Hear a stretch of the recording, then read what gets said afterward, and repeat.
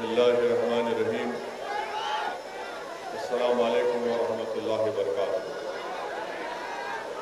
शय नशीन पर तशरीफ फरमा गुलबर्गा के मजलिस इत्तेहादुल मुस्लिमीन के सदर मोहतरम जनाब अब्दुल रहीम साहब, कर्नाटका के मजलिस इत्तेहादुल मुस्लिमीन के सदर मोहतरम जनाब उस्मान गनी साहब, जनरल सेक्रेटरी पठान साहब, गुलबर्गा शहर के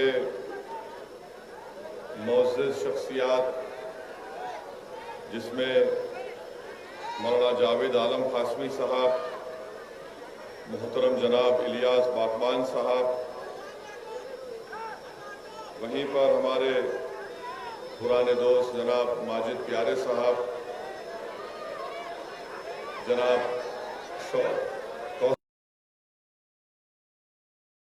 इत्तेहादुल मुस्लिमीन और शाहपुर से मजलिस के सदर हबीब पटेल साहब, जिवरगी के सिराज पटेल साहब, सीडम के मोहतरम जनाब अब्दुल खादर साहब, मेरे मजलिस रुफ़ा मौजूद हाज़रीन इकराम, अज़ीज़ान मिल्लत, मैं आप तमाम का शुक्रिया अदा करता हूँ कि आपने अपना कीमती वक्त निकाल कर आज मजलिस इत्तेहादुल मुस्लिमीन के इस कन्वेंशन में शिरकत की। हमारी तो ये कोशिश थी और नीयत भी ये थी कि खुले मुकाम पर एक जलसे आम हो सके, मगर कोविड के रेस्ट्रिक्शंस की वजह से हमको ये जलसा अब्दुल रहीम साहब को और उनके तमाम टीम को इस शादी खाने में करना पड़ा। मेरे अजीज दोस्तों और बुजुर्गों, मैं शुरुआत में ही एक बात का जिक्र करना बेहद ज़रूरी समझता हूँ, और ख़ास तौर से आज 30 जनवरी है और 30 जनवरी को भी हमारे मुल्क में एक बहुत बड़ी तारीखी हैसियत उसको हासिल है। मेरे अजीज दोस्तों और बुजुर्गों, मेरी इज़्ज़तदार माँ और बहनों, और ख़ास तौर से मैं अपने नौजवानों के लिए, उनको बताने के लिए, पैगाम देने के लिए बात कह रहा हूँ। 30 जनवरी को शाम 5:17 पर 1948 में महात्मा गांधी का कत्ल किया गया था, और आजाद हिंदुस्तान का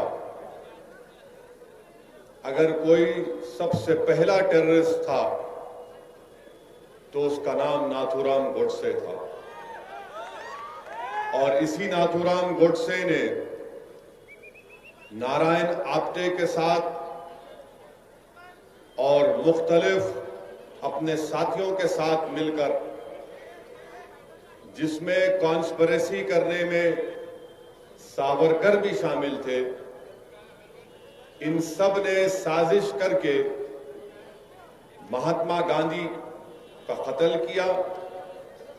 और गोडसे ने बिरला हाउस दिल्ली में जब हर शाम महात्मा गांधी मुख्तलिफ मज़ाहिब के लोगों को बिठाकर उनकी मुख्तलिफ मज़ाहिब की किताबों से या उनसे दुआ करवाते थे या उनसे उन किताबों से उनको पढ़वाते थे, तो उस दिन और उससे पहले एक तनाव का माहौल था कि शाम के वक्त में जब कभी भी महात्मा गांधी, जिसको अंग्रेजी में कहते प्रेयर मीटिंग करते, और जब कुरान की तिलावत करने के लिए कोई मुसलमान पढ़ता तो बहुत से लोग उसकी मुखालिफत करते थे, मगर महात्मा गांधी उन मुखालिफत की परवाह नहीं करते थे और कहते थे कि पढ़ो, कुरान भी पढ़ो, दीगर मज़ाहिब की किताबों को भी पढ़ो। तो उस दिन नाथूराम गोडसे ने नारायण आप्टे के साथ मजमे से चीरकर गांधी के सामने आया और गांधी के पैर पड़ा और फौरन अपने पास से एक पिस्टल निकालकर महात्मा गांधी के ऊपर 3 गोलियां बरसा दी और उसी दिन महात्मा गांधी का कत्ल हो गया। मैं नौजवानों के बात इसलिए बताना चाह रहा हूं कि नाथूराम गोडसे ने गांधी को क्यों मारा। गोडसे की सोच और गोडसे की आइडियोलॉजी क्या थी और गोडसे के पीछे कौन लोग थे। मैं सावरकर का नाम इसलिए लिया हूं क्योंकि सुप्रीम कोर्ट के रिटायर्ड चीफ जस्टिस थे कपूर।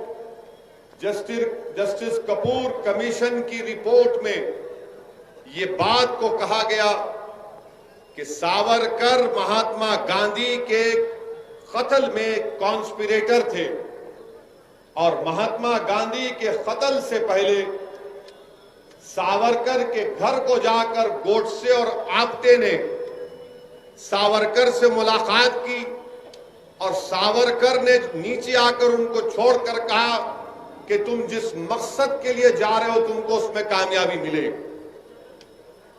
कपूर कमीशन की रिपोर्ट में यह बात कही गई और गोडसे ने गांधी को क्यों मारा क्योंकि गोडसे ये कहता था कि गांधी मुसलमानों की हिमायत करते हैं। गोडसे ने गांधी को इसलिए मारा क्योंकि गोडसे का और उसके साथियों का मानना यह था कि गांधी हिंदुओं के इंटरेस्ट को प्रोटेक्ट नहीं कर रहे और गोडसे ने गांधी के जिस्म में 3 गोलियां दाग दी। नौजवानों याद रखो इस बात को कि गोडसे ने गांधी को कत्ल करने से पहले अपनी खतना भी कराई थी।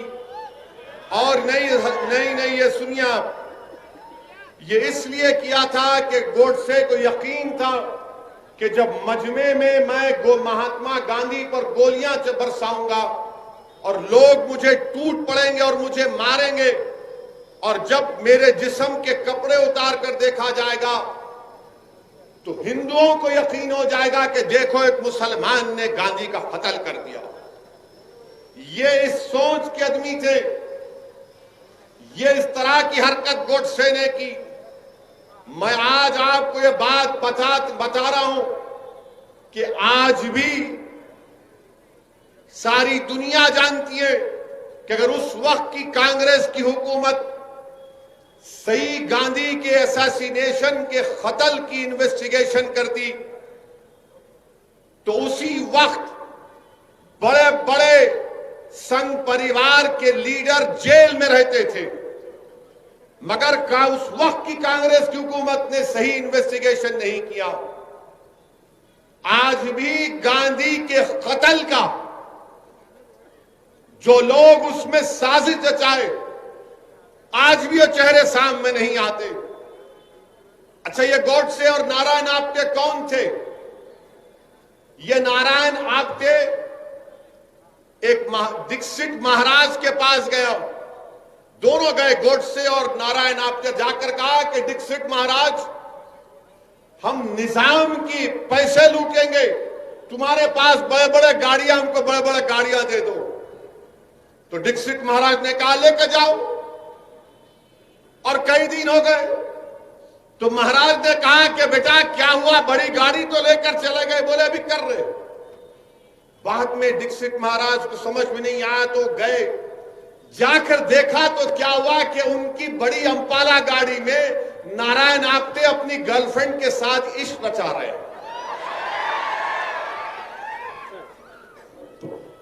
भाई हट जाइए, भड़काऊ भाषण हो रहा, बीच में नहीं आ रहा।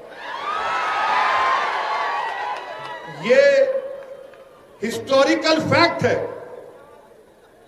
हिस्टोरिकल फैक्ट है। मैं बिल्कुल सच्चाई से कह रहा हूं। वो महाराज बोले ये क्या है, तुम तो गाड़ी लेकर गए थे निजाम के पैसे लूटने के लिए और तुम यहां पर अपनी गर्लफ्रेंड के साथ हमटी डमटी मनी हनीमून क्या कर रहे हैं?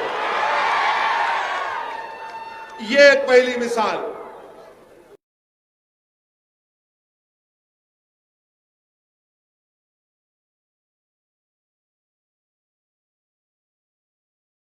हम स्टैंड गन से हिफाजत करेंगे। अक्सरियती तबकों की स्टैंड गन ले लिए, उसको कॉक करना नहीं आया, इस्तेमाल करना नहीं आया। ये इनका बैकग्राउंड। और गोडसे का और एक बैकग्राउंड सुनो आप। गोडसे इस भारत देश का, आजाद भारत का सबसे पहला टेररिस्ट। और गोडसे जब पैदा हुए तो उनके मां बाप ने उनके नाक में नाक की बाली डाली और कई साल तक उनको बच्चियों के कपड़े पहनाए, क्योंकि उनसे पहले कई बच्चे होते थे, इंतकाल हो जाता था। तो मां बाप ने समझा कि नाथूराम को, इनका नाम नाथूराम नहीं था, वो नत डालने से नाथूराम हो गए। तो कई साल तक उनके मां बाप ने उनको बच्चों के कपड़े पहनाए, उसके बाद उनको भाई पैदा हुए। तो गोडसे को एक तकलीफ थी कि मुझे अपनी मर्दानगी दिखाना है, मैं मर्द हूं, मैं मर्द हूं। उसको एक जहन में पैदा हो गई थी बात, ये नफ्सियात का शिकार हो गया था। इसलिए गोडसे ने अपनी मर्दानगी को दिखाने के लिए जहर आलूदा माने हेटफुल आइडियोलॉजी को अपनाया और गांधी के सीने में 3 गोलियां दाग दी। बताइए आपके 28 जनवरी तक गोडसे और नारायण आप्टे के पास पिस्टल नहीं था, बंदूक नहीं थी। अगर मैं गलत ना कहूं तो 9mm बेरेटा पिस्टल था। वो ग्वालियर का एक शख्स इन लोगों को पिस्टल दिया और कोर्ट में जो पिस्टल, जो हथियार गोडसे के हाथ में दिया वो छूट गया। जिसने गोडसे को वेपन दिया गांधी को मारने का, वो बच गया। आप बताइए फिर ये क्या हो रहा है। गोडसे ने और नारायण आप्टे को सजा हुई, उनको फांसी हुई। मगर आज भी आपसे कह रहा हूं कि जिन लोगों ने गोडसे को हथियार दिया, एक मर्तबा नहीं 5 मर्तबा बापू पर जान लेने का हमला इन 3 सबने मिलकर किया था। एक मर्तबा नहीं, 5 मर्तबा, और 5वीं मर्तबा इनको कामयाबी मिली। मुंबई का एक पुलिस का अहदेदार था, नाम याद नहीं आ रहा, उस वक्त मोरारजी देसाई वहां के होम मिनिस्टर थे। उसने जाकर कहा कि गोडसे मुलविस है, सावरकर का इन्वॉल्वमेंट है। तो मोरारजी भाई ने कहा क्या कह रहे हो, ये पूरी आग लग जाएगी, खामोश हो जाओ। कपूर कमीशन में पूरा खुलकर आ गया कि कौन कौन से लोग थे। मेरे अजीज दोस्तों और बुजुर्गों, अगर आज भी भारत में गांधी से मोहब्बत करने वाले हैं तो याद रखो, मैं तुमसे कह रहा हूं, या तो ये देश अंबेडकर के बनाए हुए संविधान पर चलेगा, ये देश गांधी की कुर्बानियों को रायगा जाने नहीं देगा, ये देश हमारे मुजाहिदीन आजादी जिसमें नेहरू, मौलाना अबुल कलाम आजाद, जौहर बरादरान, सुभाष चंद्र बोस, ऐसे कई लोग थे जिन्होंने अपना खून पसीना बहाया। 1 साल 2 साल नहीं, 10-10 साल, 8-8 साल जेलों में अपनी जिंदगी गुजारी। इन लोगों की कुर्बानी को अगर आप रायगा देना चाहते हैं और इस मुल्क को गोडसे के रास्ते पर लेकर जाना चाहते हैं तो यकीनन ये हम तमाम के लिए शर्मिंदगी की बात होगी कि गोडसे नफरत का पैगाम देता था। गोडसे नफरत की बुनियाद पर गांधी को मारा। गोडसे इस मुल्क को हिंदू राष्ट्र बनाना चाहता था। और मैं ये इसलिए कह रहा हूं कि जब गांधी के कत्ल के चंद दिन के बाद गांधी के बेटे दिल्ली के पुलिस स्टेशन में जाकर गोडसे से मुलाकात किए, वो देखना चाहते थे कि कौन है वो शख्स जिसने मेरे बाप का कत्ल किया। वो समझ रहे थे कि कोई दिखने में बड़ा डरावनी चेहरा होगा, हैवान होगा, मगर जब जाकर देखा तो कहा किसने मारा मेरे पिता को, तो कहा ये खुद आवाज आई कि मैंने तुम्हारे बाप को गोली मारी, मेरा नाम नाथूराम गोडसे है। क्यों मारी, गांधी के बेटे ने पूछा। तो क्या जवाब दिया गोडसे ने, कोई वजह नहीं, सिर्फ पॉलिटिकल पॉलिटिकल पॉलिटिकल वजह है। अब समझ में आई तुमको बात कि पॉलिटिकल पॉलिटिकल पॉलिटिकल। ये गोडसे के जितने मौजूदा चेले हैं जो इख्तिदार की कुर्सियों पर बैठकर भारत में हिंदू और मुसलमानों की नफरत पैदा कर रहे, ये गांधी के मानने वाले नहीं, ये अंबेडकर के संविधान के मानने वाले नहीं, ये नेताजी सुभाष चंद्र बोस की कुर्बानियों को मानने वाले नहीं, ये जौहर बरादरान और मौलाना अबुल कलाम आजाद की कुर्बानियों को मानने वाले नहीं, ये गोडसे के जानशीन है। और ये तमाम गोडसे के जानशीनों ने ही, ये तमाम गोडसे के जानशीनों ने ही दिल्ली की सड़कों पर सिखों का कत्लेआम किया। ये तमाम गोडसे के जानशीनों ने ही भारत की सरजमीन में हिंदू और मुसलमानों में फसाद करवाया। ये तमाम गोडसे के जानशीन हैं जिन्होंने 6 दिसंबर को बाबरी मस्जिद शहीद की। ये तमाम गोडसे के जानशीन हैं जिन्होंने आसाम में नल्ली का मैसेकर किया। ये तमाम गोडसे के जानशीन हैं जिन्होंने मुरादाबाद में फसाद किया। हर जगह पर अगर देखा जाए तो गोडसे के चाहने वाले हैं, क्योंकि गांधी का जो चाहने वाला है, यकीनन गांधी हिंदू थे, अपने मजहब पर चलते थे, राम को बड़ा मानने वाले थे, मगर गांधी जिस मोहब्बत और अकीदे से राम को मानते थे, ये आज मौजूदा दौर के गोडसे राम के नाम पर मुल्क में नफरत पैदा करना चाहते हैं। क्योंकि जब गांधी को गोली मारी गई तो गांधी ने क्या कहा है? राम कहा। गांधी ने क्या कहा था? इसलिए नौजवानों, फर्क समझो। ये गोडसे के जानशीन जो आज हमारे सामने हैं, इनको पहचानो, जो नफरत पैदा करना चाहते हैं हमारे भारत में। इनके पास इख्तिदार होगा, इनके पास ताकत होगी, मगर याद रखो, इंसान की तारीख गवाह है कि हमेशा जीत मोहब्बत की हुई है, नफरत को शिकस्त हुई है, और इंशाअल्लाह ताला मोहब्बत गालिब होगी शिकस्त को, और ये नफरत को शिकस्त होगी इंशाअल्लाह ताला। इसीलिए मेरे अजीज दोस्तों और बुजुर्गों, ये बात आपके सामने अर्ज करना बेहद जरूरी था।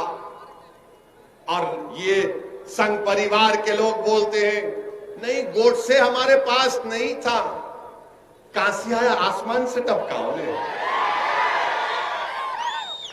गोडसे का भाई का फ्रंट लाइन मैगजीन का इंटरव्यू है संघ परिवार के लोगों।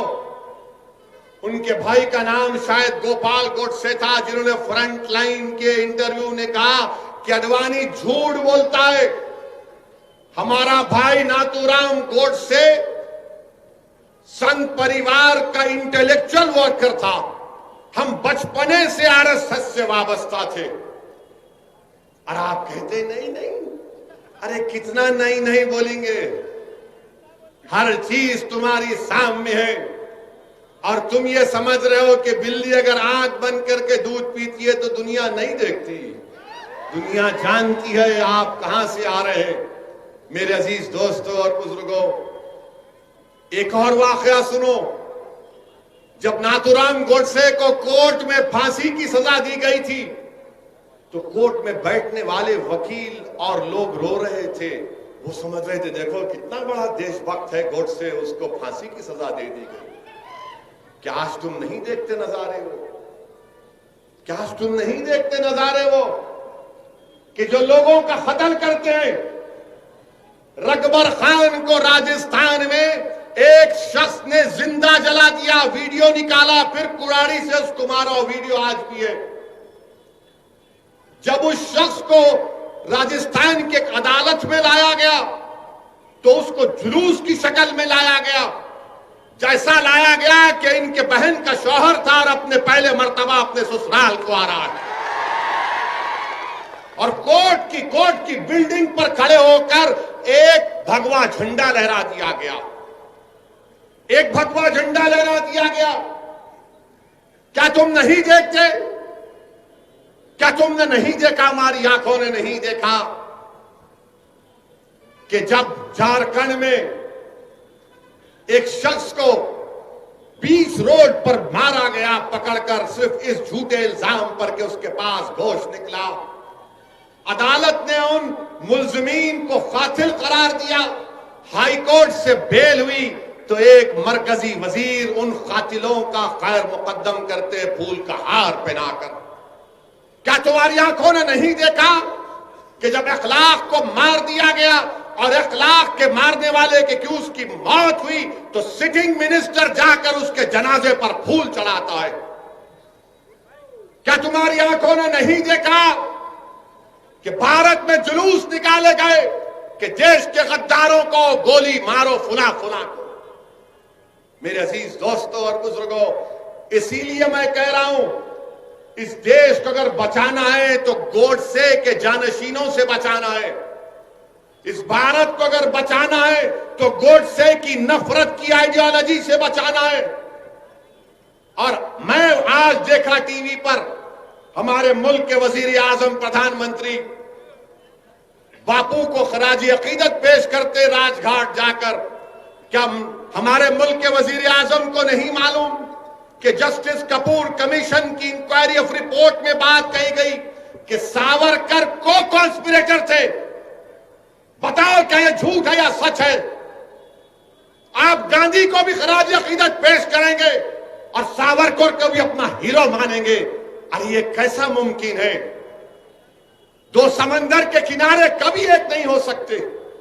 मगर ये काम आज बीजेपी और संघ परिवार आपके सामने देख लो। आप मेरे अजीज दोस्तों और बुजुर्गों, ये बात आपको समझना बेहद जरूरी है, क्योंकि अगर हमको इस मुल्क को बचाना है तो नफरत की आग को बुझाना पड़ेगा। ये नफरत की आग इस मुल्क को कमजोर करके रख देगी।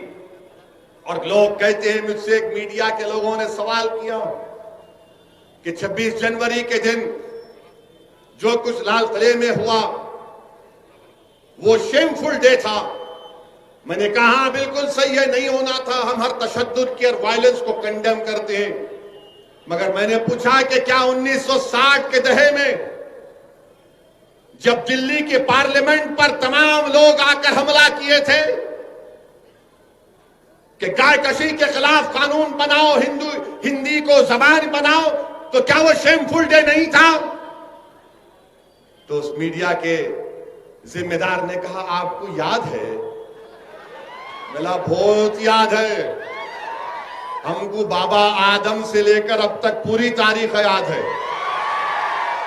मैंने कहा, इस दिल्ली की सड़कों पर सिखों को उनके जिंदा सिखों के गलों में जलते हुए टायर डाले गए।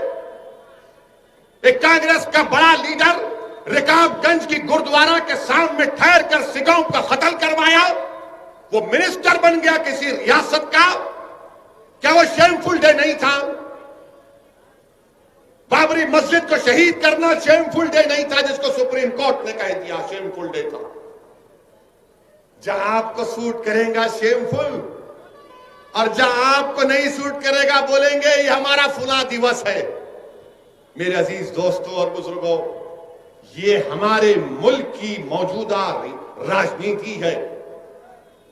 ये जलसा मजलिस इत्तेहादुल मुस्लिमीन के का एक कन्वेंशन के तौर पर जनाब अब्दुल रहीम साहब की जेर क़यादत ये जलसा रखा गया।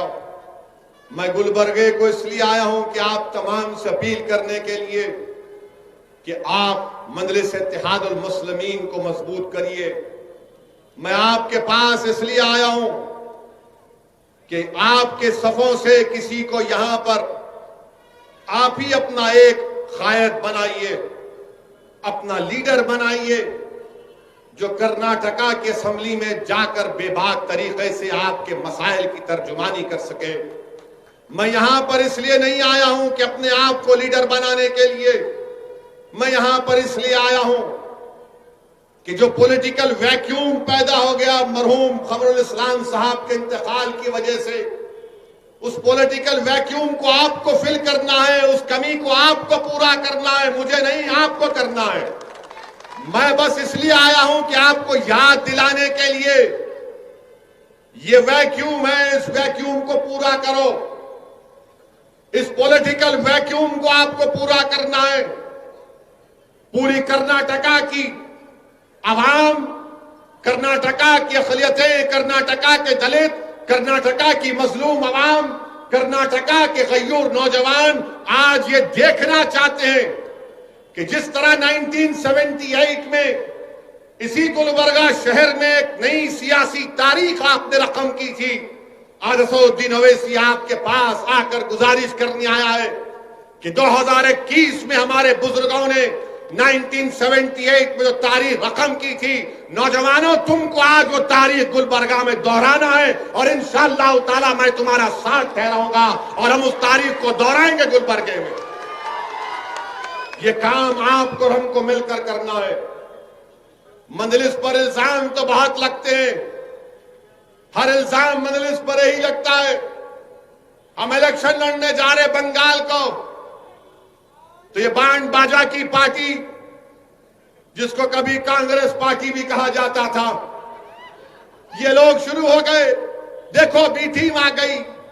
अच्छा उन्हों काफी नहीं थे तो ममता बनर्जी भी शुरू हो गई, ओवैसी ये ओवैसी वो। अरे भाई आखिर मैं ही मिला क्या? तुम लोगों को कोई और नहीं है भारत में? बी टीम, सी टीम, वो फुला टीम। अरे आप क्या किए बताओ? कौन सा कारनामा आप अंजाम दिए? कर्नाटका में कांग्रेस के एमएलए कूद के जाकर बीजेपी में चले गए, मेरे से पूछ के गए थे, मेरे से बात करके गए थे, या इलियास बागवान साहब के पास आकर बैठे, जरा बाग में केला खिलाओ हम तुम्हारे साथ चलते, या अब्दुल रहीम के पास जाके बोले थोड़ा मिर्ची लगा दे हम दौड़ते। पूरे के पूरे भाग गए।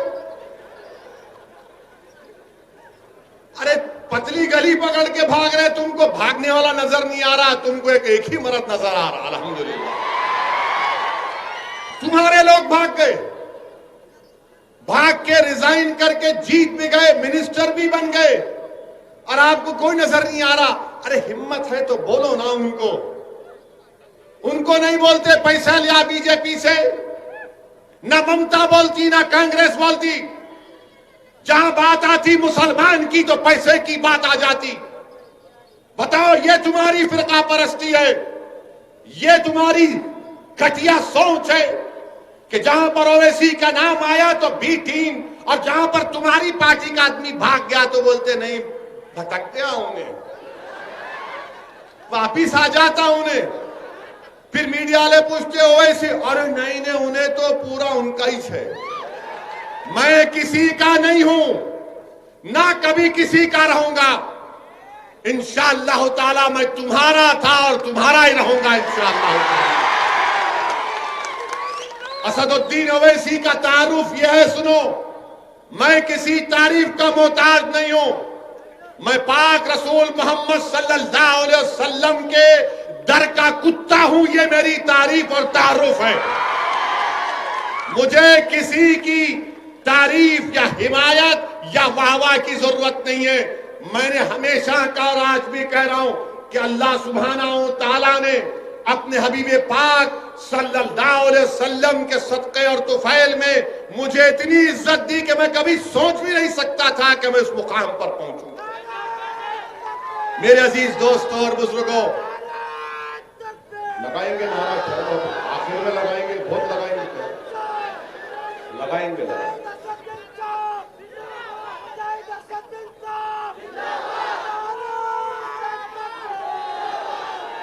अरे मेरे शेर मेरे साथ नारा लगाओ, नारे तकबीर, नारे तकबीर। अब एक और नारा लगाना है, वो किसानों तक जाना, वो लड़ रहे मोदी के खिलाफ।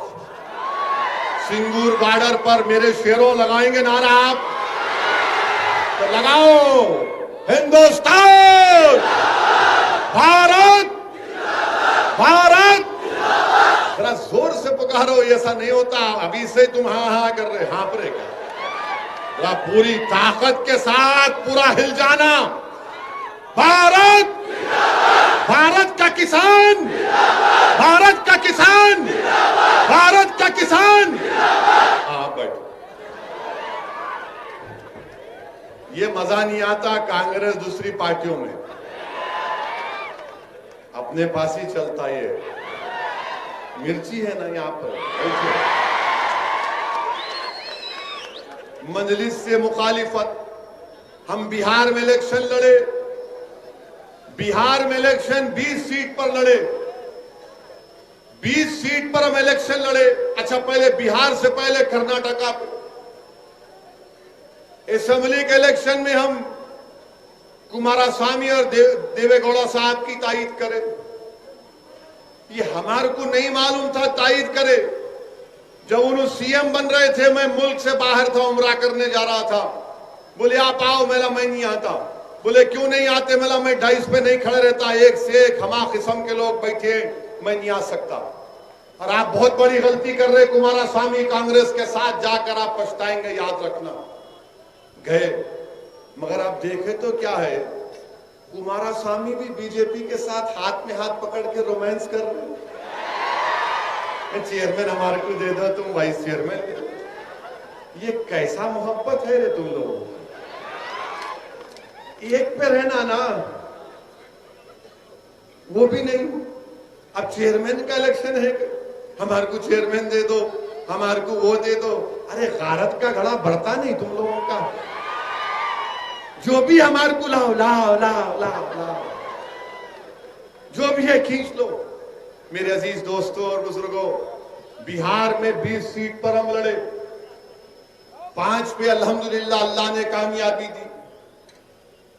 अब बचे जो 15 सीट है, 9 सीट पर आरजेडी, कांग्रेस, सीपीआई, सीपीएम, सीपीएमएलए बनके महागठबंधन बनाए। 9 पे वो जीत गए हमारे खिलाफ, 6 पे नीतीश कुमार और बीजेपी जीते। अच्छा, वो 9 जो जीते, जहां पर हमारे 9 कैंडिडेट थे, उनकी मेजॉरिटी हमारे को वोट मिले, उससे बढ़ के मिले। जो 6 एनडीए जीती, पानी पिला रहे, इतनी हिम्मत तुम्हारी? हम सबको पानी पिला रहे हो, हमारे को बॉटल दे रहे। 6 सीट पे एनडीए जीती, उनका जो टोटल वोट था वो मजलिस के उम्मीदवारों से बढ़ के था, हर कैंडिडेट का। मगर उसके बाद शुरू हो गए, देखो उन्हू करे, देखो उन्हू करे। अरे प्यारे, 70 साल से कोई तुम्हारे सामने खड़ा नहीं हुआ था, अब खड़ा हुआ बोलने के लिए, आओ मैं खड़ा हूं, तुम्हारे को हराऊंगा, क्या करते करो तुम। अब क्या किया तुमने बताओ? आज बिहार की सरजमीन पर, सीमांचल की सरजमीन पर, सीमांचल की जनता ने मजलिस-ए-इत्तेहादुल मुस्लिमीन को कामयाब किया। और वहां की खास तौर से खवातीन से जब जाकर मीडिया के लोग पूछते थे अब की बार किसको वोट देंगे, वो गोल टोपी वाले को दे रहे। मेरे को जब मालूम हुआ, मेरा गोल टोपी तो सबकी गोल रहती, ये बोले नहीं वो गोल टोपी वाला। तो मीडिया के लोगों ने बोला क्यों देंगे? तो हमारी मां और बहन ने कहा कि उसको सत्ता से मोहब्बत नहीं है। ये बात बिल्कुल सही है। हमको इख्तिदार की कुर्सियों पर बैठना हमारा मकसद नहीं है। हमारा मकसद यही है कि दलित मुसलमान से इंसाफ हो। मुझे कोई मिनिस्टर बन के अपनी गाड़ी पे लाल लाइट लगाए टाई टाई करके निकलना नहीं है। मेरा मकसद यह है कि अगर मेरा नुमाइंदा कामयाब होगा तो वो जब ऐवान असेंबली में जाएगा तो गरीबों की आवाज बनेगा, वो मजलूमों की आवाज बनेगा, वो हक के लिए लड़ेगा, ऐवान को हिला के रख देगा।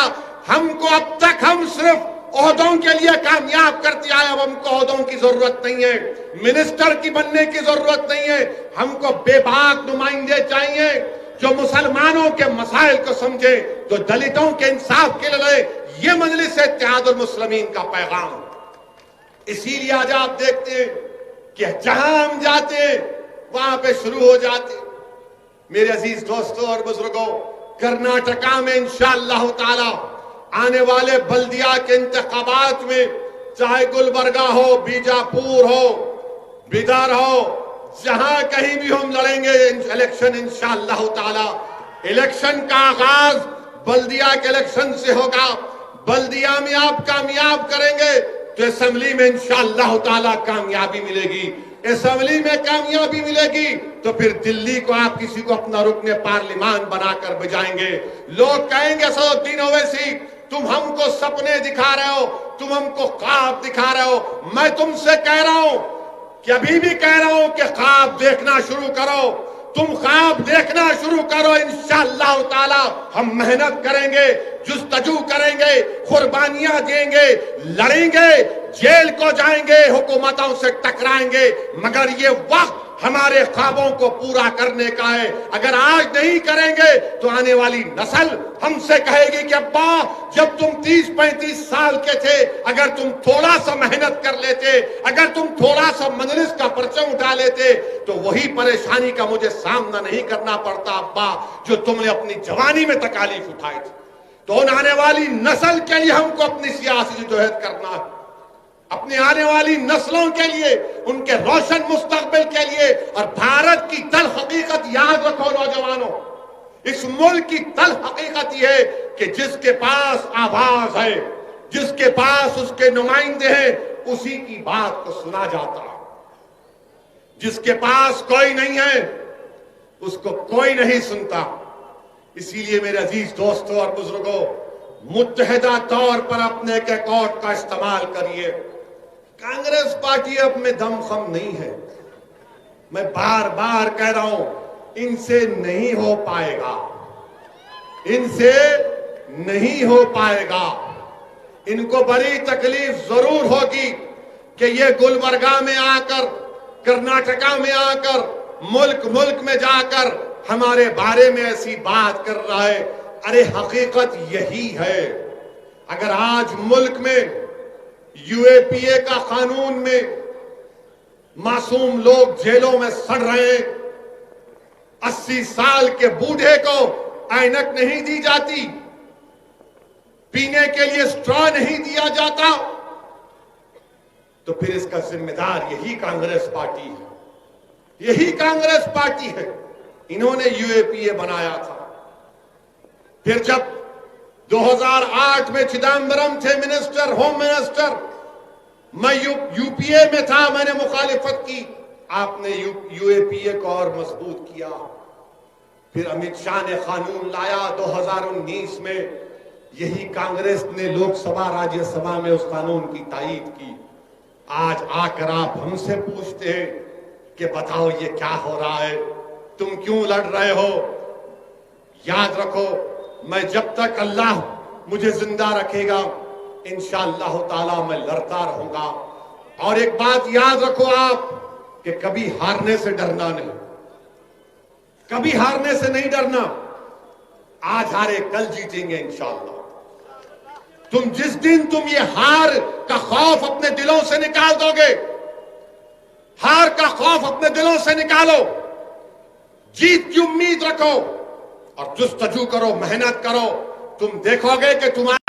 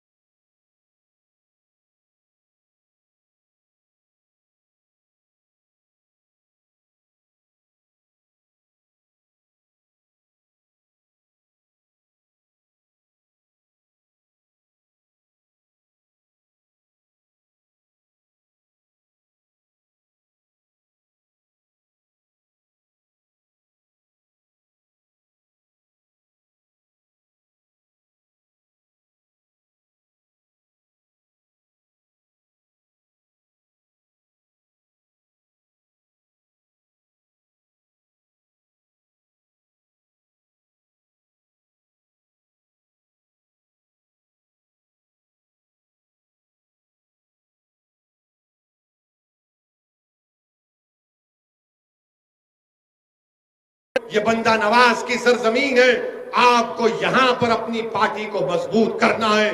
और मुझे यकीन है कि इंशाअल्लाह ताला जिस तरह बिहार में मजलिस को कामयाबी मिली, मुझे यकीन है कि इंशाअल्लाह ताला मुल्क के कोने कोने में, खास तौर से कर्नाटका में, मजलिस को आप अपनी दुआओं से, अपनी मोहब्बतों से नवाज कर मजलिस को कामयाब और कामरान करेंगे। मेरे अजीज दोस्तों और बुजुर्गों, यहां पर बीजेपी की हुकूमत एक नया कानून पास कर दिए, कि पहले गाय कशी पर कानून था, अब तो बोले कि कुछ भी नहीं कटना, कटना ही नहीं कहते, कुछ भी नहीं काटना, काटना ही नहीं।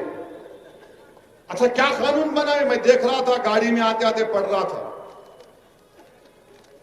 अजीब व गरीब कानून बनाए चीफ मिनिस्टर कर्नाटक का। क्या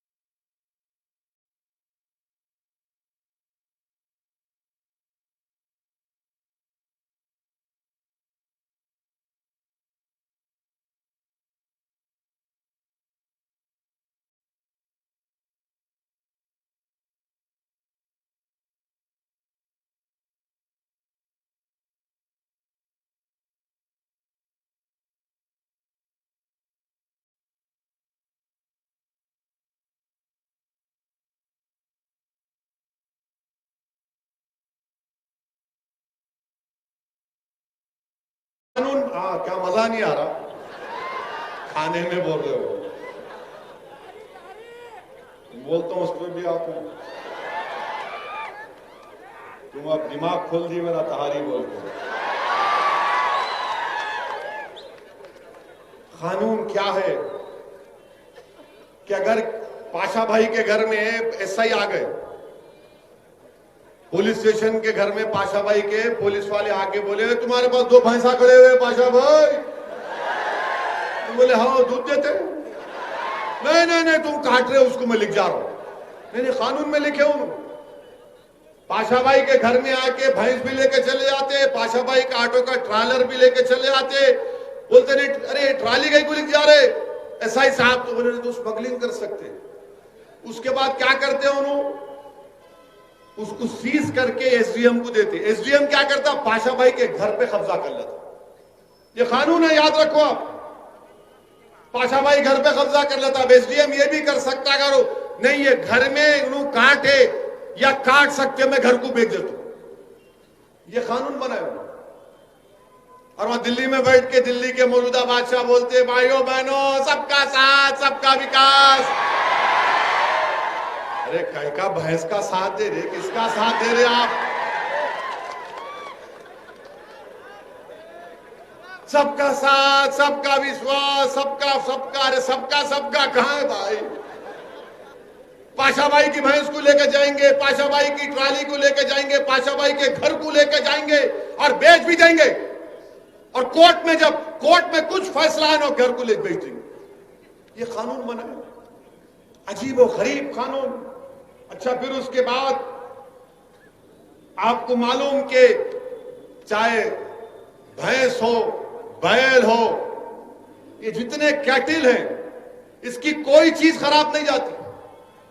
इसकी हड्डियां जेलेटिन फार्मास्यूटिकल में जाते। सींग जो होते हैं, सींग से बटन बनता, मत नहीं बनाते बटन, तुम बटन बगैर बटन के पहनो। हमको बगैर बटन कर रहे, तुम बगैर बटन करो, दिखाओ चलो। उससे सींग से बटन बनता।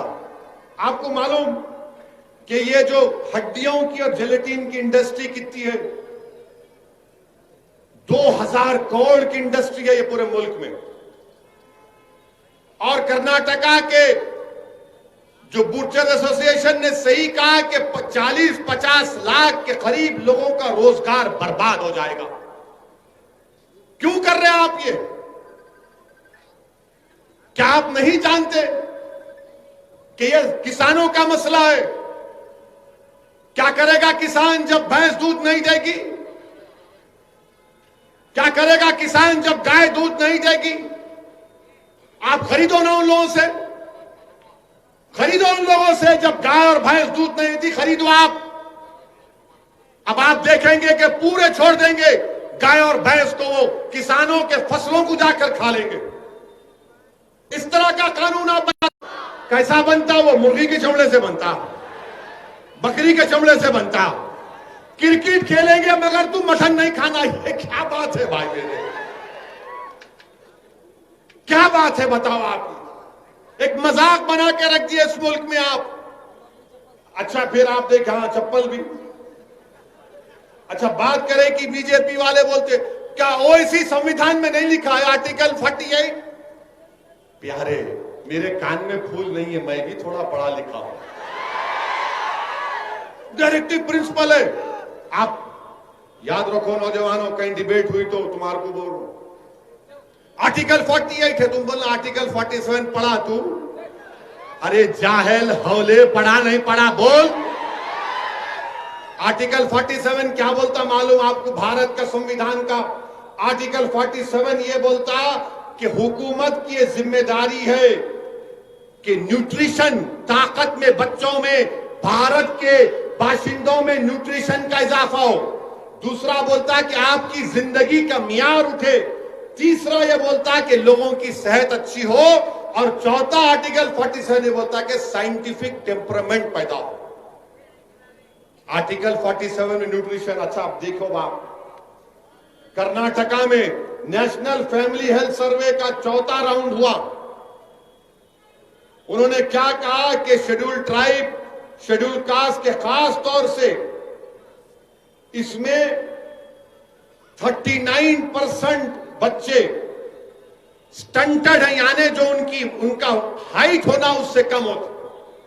आप बताओ कि गरीबों के, शेड्यूल कास्ट के, शेड्यूल ट्राइब के बच्चों का जो स्टंटेड ग्रोथ है 37%, और अंडर नरिश यानी उनका वजन जो उम्र में रहना नहीं होता वो कितने 40%, और एनीमिया, जिस्म में खून नहीं है 56% कर्नाटका में ऐसे बच्चे जो 6 साल की उम्र को पहुंचे तक एनीमिक होते। अब आप क्या कर रहे हैं इन लोगों?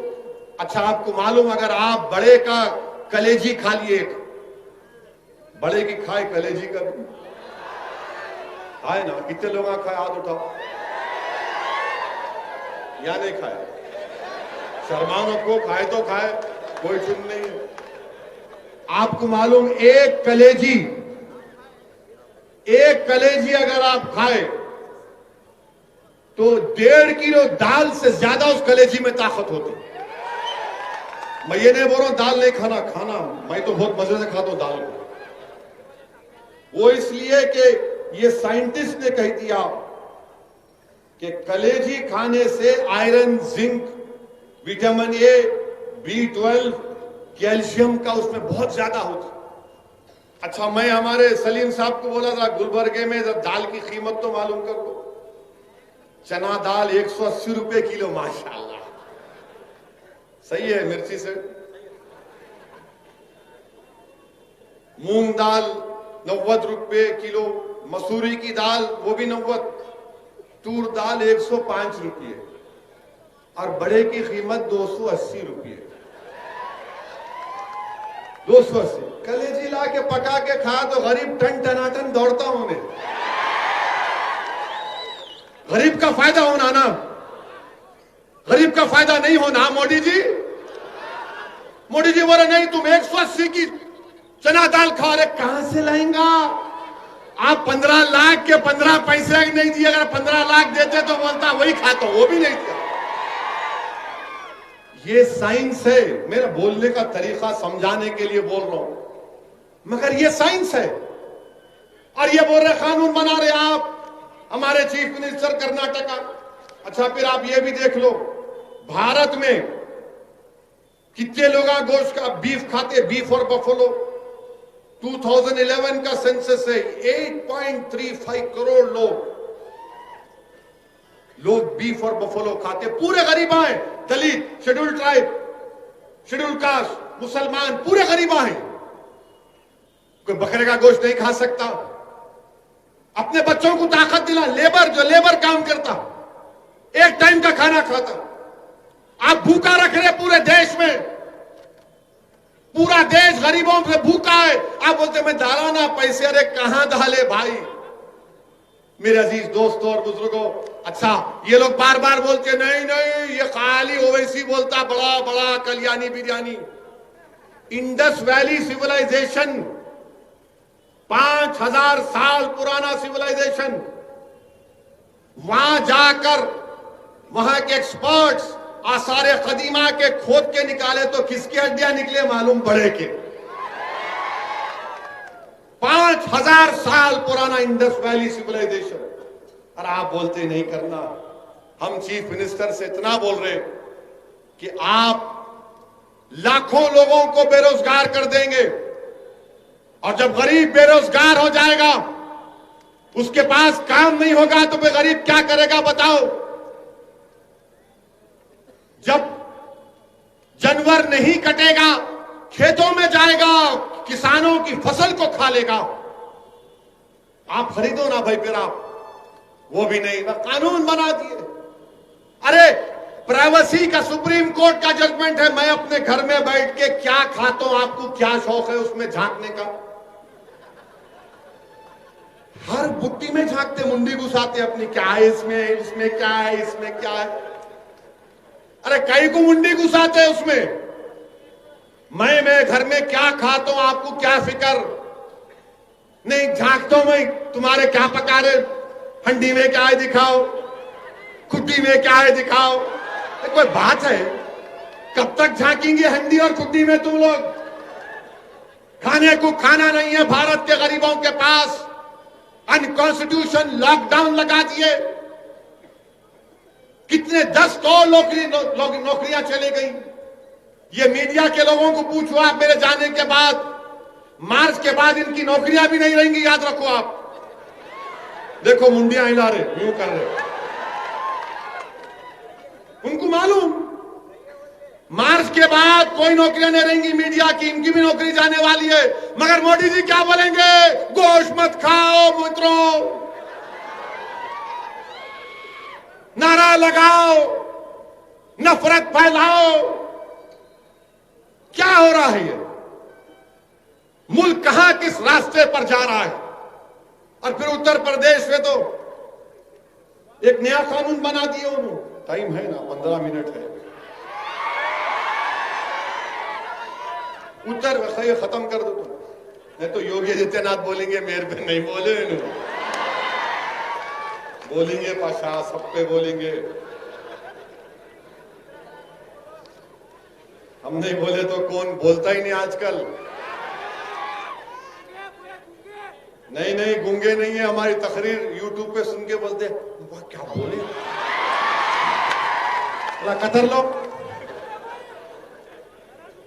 उत्तर प्रदेश में एक कानून बनाए, वही कानून यहां पे चीफ मिनिस्टर बनाते बोल रहे। क्या कानून है मालूम आपको, मजहब तब्दीली का कानून। अब आप पेट पकड़ के हंसीगे, देखो अभी बात में। अच्छा कानून कैसा कानून है सुनो आप। कानून ये बोल रहा है कि अगर इज्तिमाई तौर पर कोई अपना मजहब तब्दील कर लिए तो उस पर यह कानून लागू होगा, पकड़े जाएंगे। अच्छा इज्तिमाई माने कम से कम 30-40 तो होना ना, नहीं ओनली 2 है तो भी कानून लागू होता है, 2 भी कबूल करे तो मास कन्वर्शन। अरे पाशा तेरे को अंग्रेजी कौन सिखाए कानून बनाने वाले को। 2 लोगों का मास कन्वर्शन होता, 2 लोगों की शादी होती।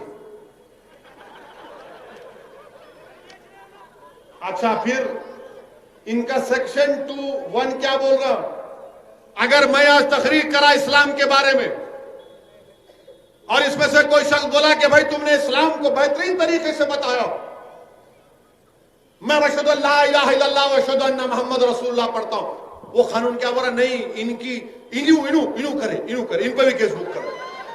नहीं कन्वर्टर कहते, मैं कन्वर्टर, गाड़ी का कंडक्टर कन्वर्टर है ये, मैं कन्वर्टर। मेरी बात सुन के अगर कोई दीन कबूल कर लिया उस पर भी केस लगाएंगे। और फिर आप क्या बोल रहे हो उस कानून में क्या बोल रहे कि एडिंग एबेटिंग का सेक्शन 2(1) और उसके बाद अच्छा इसमें हैरत अंगेज बात देखो आप, सेक्शन 4 में अगर एक मियां बीवी किसी बच्चे को गोद ले लिए, बच्चा जाके कंप्लेंट दे सकता है मेरे अम्मा अब्बा मजहब तब्दील कर लिए, केस बुक करो।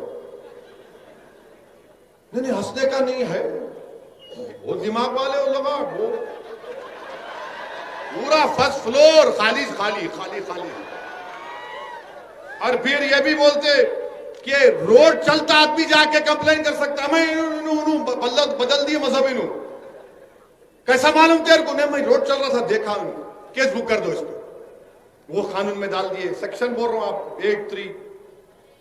और 83 में क्या है, अगर कोई अपना मजहब तब्दील करना चाह रहा है तो उसको जाके डिस्ट्रिक्ट मजिस्ट्रेट को लेटर लिख के देना, साहब मैं तंग आ गया अपने पुराने मजहब से, नया मजहब बदलना चाह रहा हूं। तो डिस्ट्रिक्ट मजिस्ट्रेट बोलते लिख के दे, 2 महीने के बाद आ, 2 महीने के बाद आ, मैं इंक्वायरी करूंगा, मैं मालूम करूंगा कि तू सच बोल रहा है या तेरे को कोई धोखा दे रहा। ये कानून बना रहे मेरे अजीज दोस्तों और बुजुर्गों। ये section 8, section 8 subsection 3, subsection 9, section 4, ये क्या है बताइए आप? कौन सा कानून है ये? मैं अपने मजहब पर चलूं, मैं एक अल्लाह को मानूं, मैं हजारों खुदाओं को मानूं, मैं किसी खुदा को ना मानूं, मैं किसी और मजहब पे चलूं, आपका इख्तियार कौन है उसमें? हुकूमत कौन है मेरे को बोलने वाली? मगर ये बीजेपी के राज में हो रहा है कि अगर खुदा को भी तुमको मानना है तो हमसे पूछना पड़ेगा, मजहब को भी छोड़ना है तो हमसे पूछकर छोड़ना पड़ेगा। और शादी कर रहे, तुम लोग शादी कर रहे, शादी कर रहे, शादी कर रहे, इतनी मोहब्बत हो गई, देखो शादी नहीं करे तो भी शादी कर रहे। अब आप देखो, आप इसमें 86 लोगों पे केस बुक हुआ जिसमें 79 मुसलमान, 86 में 79 मुसलमान, जिसमें ईटा के 26 एक ही खानदान के, जिसमें 5 खवातीन, 2 मासूम बच्चियां। क्यों कि 21 साल की एक बच्ची ने इस्लाम को कबूल किया, उसकी शादी उस बच्चे से नवंबर 17-18 को हुई। वो कानून 1 हफ्ते के बाद आया। जब कानून नहीं है तो कानून में नहीं बुक कर सकते ना? नहीं नहीं नहीं, योगी का कानून है, कोई का कुछ नहीं। हमारे कॉन्स्टिट्यूशन में आर्टिकल 20 सबसेक्शन 1 क्लियरली बोलता, अगर कोई कानून नहीं है तो उस पर केस नहीं बुक हो सकता। मगर इसको बच्चे को जेल में डाल दिया और उसको जेल में रहना पड़ा। और फिर आप हैरत की बात देखेंगे, हैरत की बात, बरेली में 2 मुस्लिम लड़कियां अपना मजहब तब्दील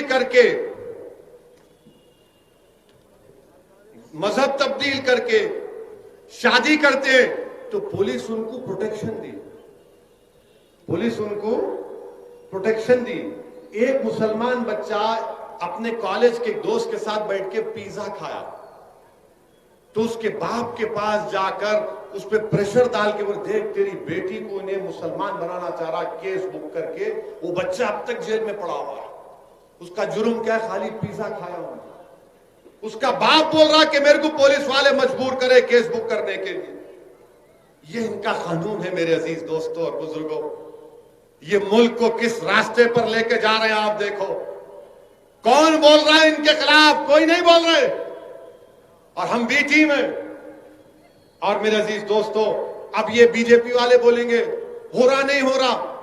अरे दीवाने, इंडियन पीनल कोड का आईपीसी 493 के अगर मैं किसी को धोखा देकर शादी करता हूं, कोई मर्द अगर किसी औरत को धोखा देकर शादी करता तो सजा है 10 साल की। सेक्शन 503 आईपीसी का क्या है? कानून मौजूद है।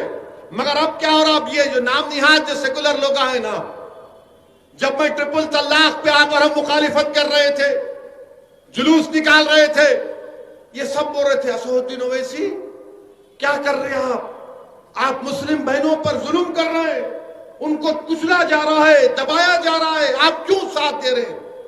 मैंने कहा शादी एक सिविल मैटर है, शादी एक सिविल मैटर है, इसमें क्रिमिनल पीनल प्रोविजन नहीं आना चाहिए। आज वही लोग मेरे को फोन करके बोले कि असद साहब, उस वक्त अगर हम आपकी बात को समझ जाते तो आज हम ये गलती नहीं करते थे। शादी कोई भी किससे भी कर सकता है, कौन रोक सकता है भाई? इश्क आ गया, बोलता मैं मजनू हो गया, बस आंखों पे पर्दा पड़ जाता, कुछ भी नहीं, उससे करता हूं। अब्बा बोलते, नाना बोलते, दादी बोलते, अम्मा बोलते, देख तेरा दूध माफ नहीं करूंगी, नहीं बोलता अम्मा बाद में माफ कर, पहले शादी करा दे। इश्क हो गया मेरे है भाई, हो जाता हूं। अगर आप घर में सही तरबियत नहीं देंगे तो ऐसी होता, मगर वो इश्क है। इसीलिए बंदा नवाज क्या बोले थे, बंदा नवाज क्या बोले मालूम आपको?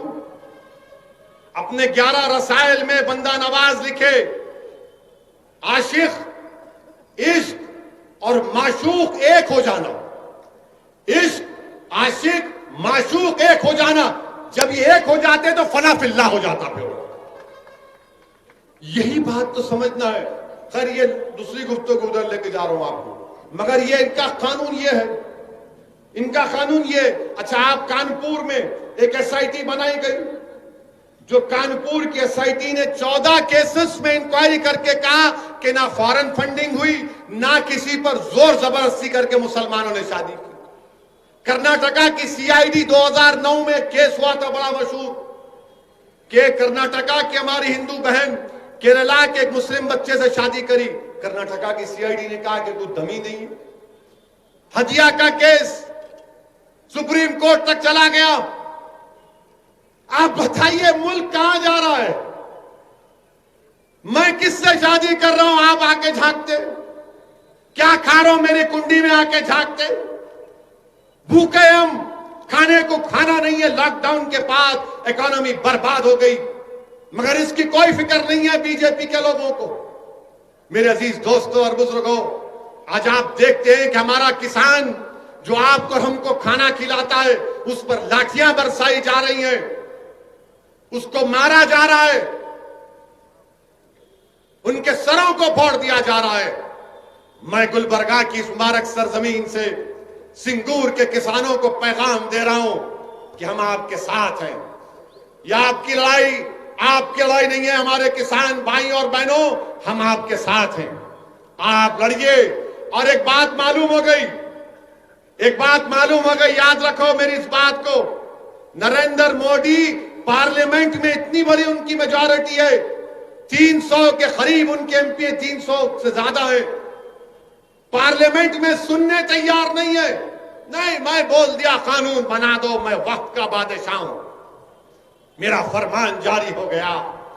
याद रखो, अगर इख्तियार के नशे में, गुरूर में डूबकर तुम इस तरह के कानून बनाओगे तो भारत की जनता के पास अब कोई रास्ता नहीं बचा सिवाय रोड पे निकलने के, सिवाय पुरअमन एहतजाज करने के। आप और हमने CAA के खिलाफ एहतजाज किया, सारी दुनिया ने, सारे मुल्क के लोगों ने उसका नोट किया। हमने शाहीन बाग किया, मुल्क के कोने कोने में हमारी मां और बहनों ने निकलकर CAA के कानून के खिलाफ की आवाज उठाई, दुनिया ने देखा। मेरे अजीज दोस्तों और बुजुर्गों, याद रखो, एहतजाज सियासत का एक बहुत बड़ा हिस्सा है। अगर तुम सिर्फ जलसों में सुनकर, नारे लगाकर, आंख में आंसू लाकर अपने घर को चले जाओगे और फिर उस पैगाम पर अमल नहीं करोगे तो कुछ हासिल होने वाला नहीं है। मैं आपसे सिर्फ यही अपील कर रहा हूं कि ये वक्त उठने का है। नौजवानों, ये वक्त हासिल करने का वक्त है। ये वक्त अपनी पार्टी के परचम को बुलंद करने का वक्त है। अब सेकुलरिज्म की जिम्मेदारी हमारे कंधों पर अब नहीं रह सकती।